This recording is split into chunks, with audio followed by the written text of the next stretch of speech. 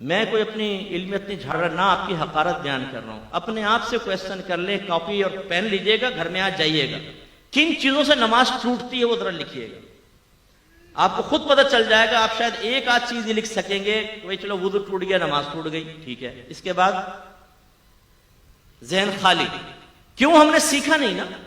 یاد رکھیں کہ جو علم سیکھے بغیر بعض اوقات نماز پڑھتا ہے, میں نہیں کہتا ہوں, آپ کے نبی ارشاد فرماتے ہیں ایک بندہ 60 برس تک نماز پڑھتا ہے لیکن اس کی ایک بھی نماز اللہ کی بارگاہ میں مقبول نہیں ہوتی, اس لیے کہ وہ رکوع صحیح کرتا ہے تو سجدہ غلط کر دیتا ہے, اور سجدہ صحیح کرتا ہے تو رکوع غلط کر دیتا ہے.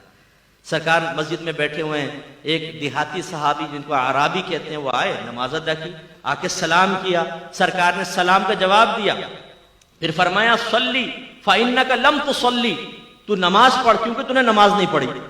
بڑا حیران ہوا, گیا پھر نماز پڑھی, پھر آئے, سرکار نے سلام کا جواب دیا, فرمایا یہی جملہ, جاؤ دوبارہ نماز پڑھو. پھر گئے, نماز پڑھ کر آئے, سرکار نے فرمایا تو نے نماز نہیں پڑھی, دوبارہ پڑھ. کہنے لگے یا رسول اللہ مجھے تو ایسی ہی آتی ہے, آپ تعلیم فرما دیں. اب وہ کر کیا رہے تھے؟ علماء نے اس کی تشریح بیان یہ کی کہ رکوع کے بعد سیدھا کھڑا ہونا, اس کو قومہ کہتے ہیں, یہ واجب ہوتا ہے. سیدھا کھڑا ہو کے کم از کم ایک بار سبحان اللہ کی مقدار آپ کو کھڑا ہونا ہوگا, پھر آپ سجدے میں جائیں. ایسی ایک سجدے سے جب ہم اٹھ کے بیٹھتے ہیں اس کو جلسہ کہتے ہیں. اس میں بھی کم از کم ایک بار سبحان اللہ کی مقدار بیٹھیں گے, اور پھر اس کے بعد ہم دوسرا سجدہ کریں گے. سبحان اللہ مجھ سے کہنا نہیں ہے, جتنی دیر میں سبحان اللہ ہوتی ہے اتنی دیر بیٹھے, پھر اگلا. اب ہمارے بھائی کیا کرتے ہیں, رکوع میں گئے, یہ اٹھے فوراً, اور نماز پڑھتے ہوئے تیزی سے دیکھیے گا یوں چک چک چک چک, ایک سجدہ پورا نہیں اٹھے گا, پھر فوراً. اتنی تیز نماز پڑھتے ہیں بعض, اور خاص طور پہ بچے جن کو گیم سے اٹھا دیتی نا, امی نماز پڑھو, کم وقت تو گیم بند کروا دوں گی. اچھا امی پڑھ رہے, ان کی نماز کی سپیڈ آپ دیکھیں. ابھی ہم جیسا آدمی الحمدللہ رب العالمین الرحمن الرحیم پڑھے گا, وہ رکوع میں بھائی تو نے مشین لگا رکھی ہے منہ کے اندر, اتنی تیزی سے ختم کر لیا تو نے, اور یہ رکوع بس ایک دم فارغ. سنت غائب ہے نا, سنت موقدہ, غیر موقدہ, نوافل, اس سے بالکل مبرہ. خالی فرض پڑھے جلدی جلدی آ کے پھر بیٹھ گئے 2 گھنٹے کے لیے. یہ جو نمازیں ہیں یہ نمازیں منہ پہ ماری جاتی ہیں. سرکار فرماتے ہیں بعض نمازی ایسے ہیں کہ ابھی مسجد کے دروازے سے باہر نہیں نکلنے پاتے, لیکن ان کی نماز پرانے کپڑے کی طرح لپیٹ کے ان کے منہ پر مار دی جاتی ہے. اور ایک روایت میں سرکار نے فرمایا بعض نمازی جب نماز کو ختم کرتے ہیں تو نماز ان کے لیے بد دعا کرتی ہے کہ اللہ تعالیٰ اس کو ایسا ہی برباد کر دے جیسا اس نے مجھے برباد کیا. یہ یاد رکھیں, میں ایک صرف مثال دے رہا ہوں سمجھانے کے لیے. نمازیں, روزے, یہ ایسا چیک ہے کہ جو بروز قیامت کیش ہوگا. اور آپ کو پتا ہے چیک صحیح نہ بھرا جائے تو باؤنس ہو جاتا ہے نا, وہ پھر ریجیکٹ ہو جاتا ہے, ریٹرن ہو جاتا ہے چیک. ایسے اگر اللہ تعالیٰ کی بارگاہ میں یہ عبادات مطلوب شرع کے مطابق ادا نہیں کی تو یہ رد ہیں. میدان محشر میں پہنچیں گے تو پتہ چلے گا کہ تیری تو 40 سال کی نمازیں برباد, تیری 30 سال کی نمازیں برباد. کیا فائدہ ہوگا اس کا؟ ہم نماز کو بوجھ سمجھ کر ادا کرتے ہیں بعض اوقات, یار بس سر سے بوجھ اتارنا ہے, نہ دل لگ رہا ہے نماز کے اندر, جلدی جلدی نمازیں پڑھ رہے ہیں, اور خیالات کی یلغار ہے, یلغار, خوف خدا کے ساتھ نماز ہی نہیں پڑھ رہے. حالانکہ آپ کے نبی نے ارشاد فرمایا جس نے 2 رکعت نماز, زیادہ نہیں, 2 رکعت نماز ایسے ادا کی کہ اس میں دنیا کا کوئی خیال اپنے قلب میں نہ لایا, وہ گناہوں سے ایسا پاک و صاف ہو جائے گا جیسے آج ہی اپنی ماں کے پیٹ سے پیدا ہوا. لانا فرمایا, آنا نہیں. خیالات تو آئیں گے, ایک شیطان ہے جو خیال ڈالے گا, لیکن ہمارا کام کیا تھا, خیال آیا اس کو فوراً ٹال کر اللہ کی طرف متوجہ ہوئے.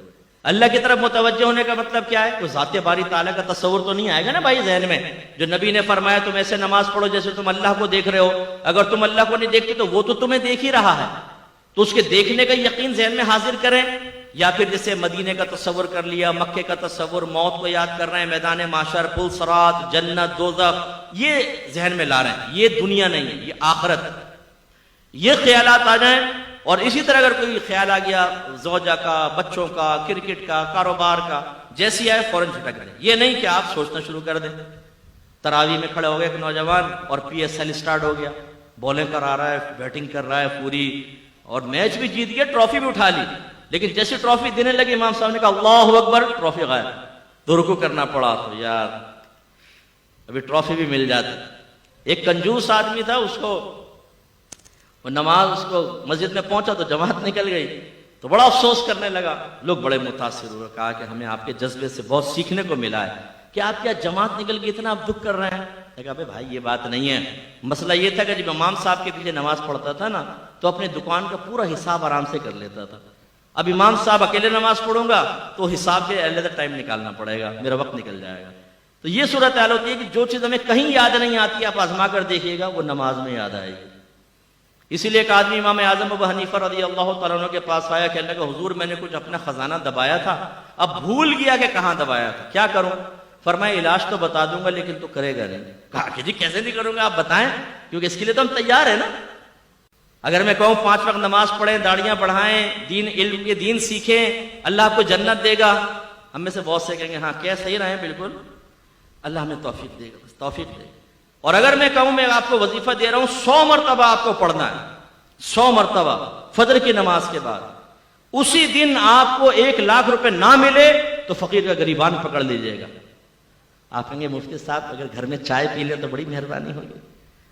پھر آپ اس کو پوچھیں گے، پوچھنے کے بعد اگر میں یہ بھی کنڈیشن لگا دوں کسی نے شور کر دیا نا یا آپ بھول گئے گنتی، ختم، دوبارہ شروع، تو آپ اس کمرے میں داخل ہونے سے پہلے گھر والوں کہیں گے کوئی آئے نا ٹانگیں توڑ دوں گا، تم لوگ کم بخت ہو، نکل جاؤ، بچوں کو باہر نکالو گھر سے. اور مصلی پہ بیٹھ کے ایک ایک دانہ یہ ہمارا استغراق ہے. کیوں کہ مادی شے ہمارے سامنے آئے تو ہماری کامل توجہ ہوتی ہے، اور آخرت کے بارے میں کہیں تو بالکل بھی نہیں ہوتی. تو اللہ کے نبی نے یہ فرمایا 2 رکعت نماز، دنیا کا خیال نہ لاؤ، گناہوں سے ایسے پاک و صاف ہو جاؤ گے جیسے آج ہی ماں کے پیٹ سے پیدا ہوں. لیکن یہ بھی میرے نبی نے ارشاد فرمایا، علامہ آلوسی نے اس حدیث کو نقل فرمایا، سرکار نے فرمایا آخری زمانے میں ایک شخص بھی مسجد میں ایسا نہیں ہوگا جو خشوع و خضوع کے ساتھ نماز ادا کرنے والا ہو، یعنی ہر ایک دنیا کے خیالات میں مگن کھویا ہوا ہوگا.